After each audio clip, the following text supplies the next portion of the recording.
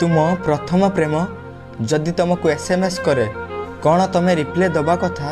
बुद्धे नुह कहीं जेबे आमे कौन रास्ता को छाड़ी दऊ ता कथा मानी निजको खुशी रखापी आउ जदि सही लोक तुमको पुणी थरे मिलवाई चेष्टा करी कथा हेबाकु चेष्टा करे तो यार यही अर्थ नुहे कि ता मनरे आपणों पाई आज भी प्रेम अच्छी कहीं जी तुमठू दूरे जाए से पाखक तो आसीपे किंतु प्रथम प्रेम परी हृदय रे रहेना। एमिति हुए ब्रेकअप परे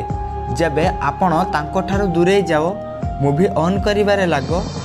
जेबे जीवन रे सब किछि भल लागिबारे लागे तो सीए आपणों जीवन रे पुणी थरे आसीबाकु चेष्टा करे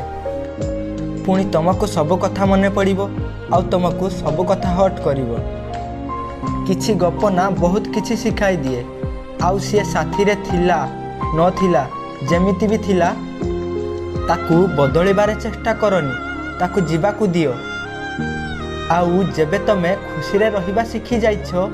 काहे कि रास्ता बदलिबाकू चाहुछो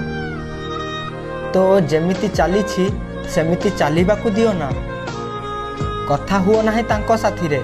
कि पुणी थरे तांको साथी रे रहिबाकू चेष्टा करो नाही